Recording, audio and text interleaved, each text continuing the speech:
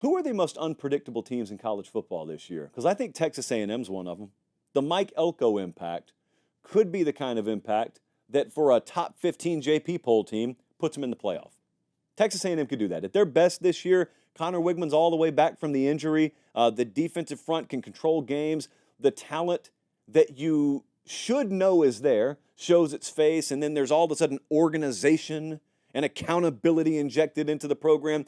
Hey, A&M could be one of the surprises of the season. However, they're unpredictable because offensive line play, maybe it doesn't improve. They were 91st in rush yards per game last year.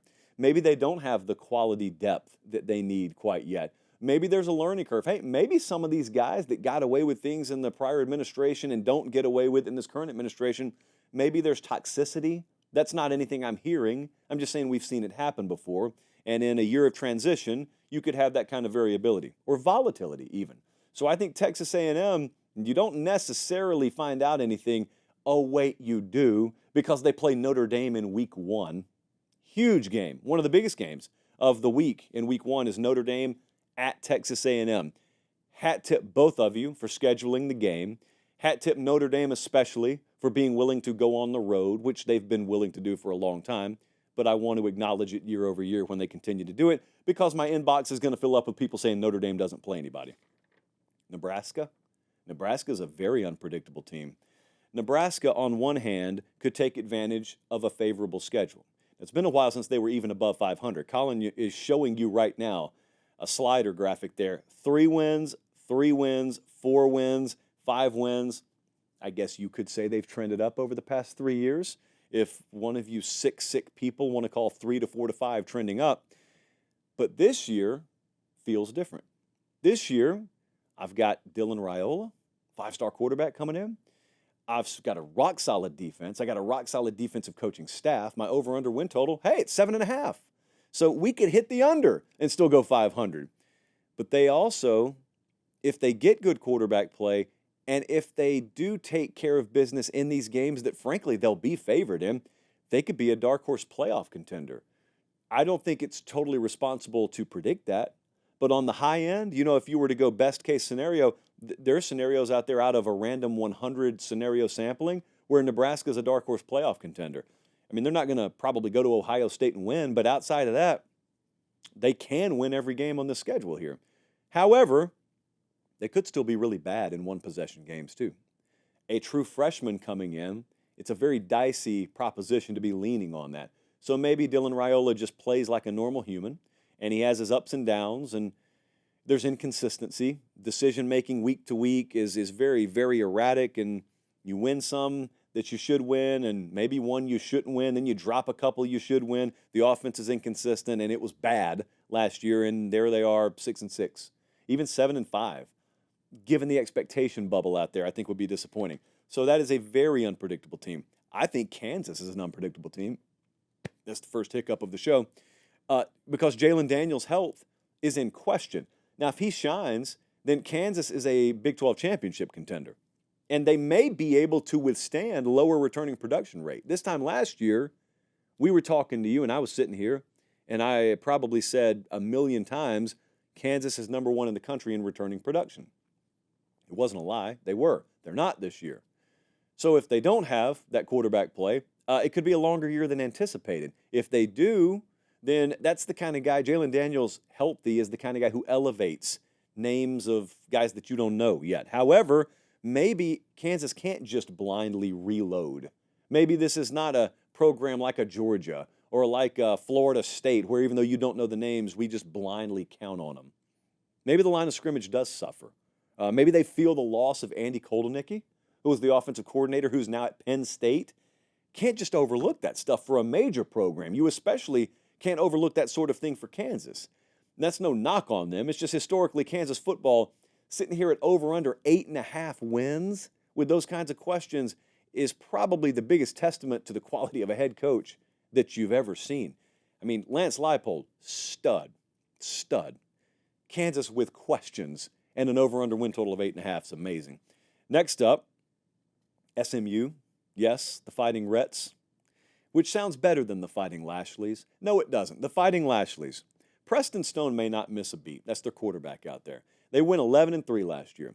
And so they got him, and maybe they don't miss a beat. They're joining the ACC this year, for those unfamiliar, those of you who didn't follow all the latest headlines in conference realignment. So maybe the offense is still strong. They were 6th in points per game last year. So maybe that's just the way it is again. And the portal additions are all pluses across the board. If that pans out, then they can make some noise. They got Florida State coming in there in week 5. Should be fun. It's a conference game, mind you. Florida State there in week 5. And then back-to-back, although there's a bye in between them, back-to-back road games at Louisville, at Stanford.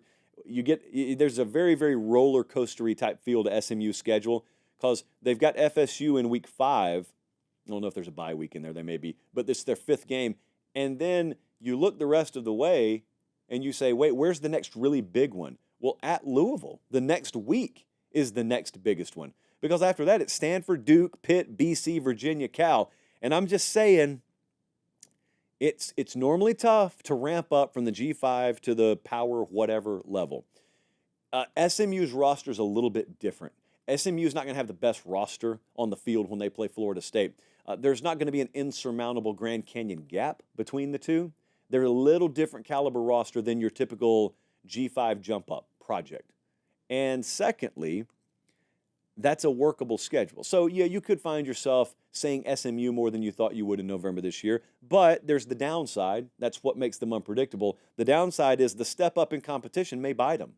The step up in competition, especially when you play in a major conference, and I don't care which one it is, a major conference tests your depth just a little bit more each and every week. And sometimes we'll see teams in September, and then you'll see teams again in November. And some of the same players are even on the field, but you're saying, wow, they ran out of gas. That's correct. You got to have 12 weeks worth of gas just to get to the regular season finish line, and it's harder to do that when you have less former 4-star guys running with your 2s. At SMU, respectfully, if they got 4-star guys, they're running with the 1s. Florida State, teams like that, teams like Clemson, teams like Miami, they got some 4-star guys you won't even see this year because they can afford to not play them. Sometimes at SMU, when you're where they are in the trajectory of their program, maybe they have to play those guys. Nevertheless, that's what makes them unpredictable. Doesn't automatically guarantee anything. It just makes them unpredictable. And the other team, South Carolina, that I'm looking at in the unpredictability meter, Lenora Sellers could just be that guy. Lenora Sellers, their quarterback up there, who most of you haven't heard of, 6'3", 242 pounds, borderline 5-star guy last cycle. Well, 2 cycles ago. So he was there last year. He'll start for him this year. They've been talking about him since last year. Last year, they still had Spencer Rattler. And yet, our guys at South Carolina kept saying, yeah, Rattler's the guy this year. Sellers is good. And he's going to have a year to just sort of marinate in the system. Wait till you see him. Well, we get to see him now. So maybe they're right about him. Maybe alongside that, they've remade those skill positions. Maybe that offensive line isn't atrocious this year. A lot of maybe there. If that happens, Colin, do me a favor. Throw me their schedule right quick. Because with South Carolina, it's, to me at least, it's never about the biggest games. By biggest games, I mean it's never about the game at Alabama. I don't expect South Carolina to go beat Alabama. I don't expect them, although they would argue, I wouldn't expect them to go to Oklahoma and win. I don't even expect them to go to Clemson and win, although certainly they'd duct tape my mouth shut on that proposition. I'm looking at a game at Kentucky in week 2. I'm looking at Missouri at home November 16th. I'm even looking at Ole Miss coming in there. They got LSU and Ole Miss at home in the first 5 weeks of the season. Snatch one of those. Take care of a game against Kentucky, win a game against Missouri, and then you don't have to beat teams that you're a double-digit underdog against. Can they do that? Well, that's what makes it very volatile because there is a scenario, obviously, where offensive line's still bad, and Sellers plays very green because he's very new. 7 teams on that schedule are in the top 20 preseason odds to win the national title at FanDuel, and so maybe they're just not as good as any of those 7. And at that point, their over-under win total's 5.5. There's a 5-7 here. There's an 8-4 here. Very unpredictable. I know that doesn't sound like a wide gap. Well, talk about Shane Beamer's future. Talk about how he's perceived. There is a massive gap between 8 wins and 5 wins. They've done both of them over there in the past 3 years. There's a massive difference.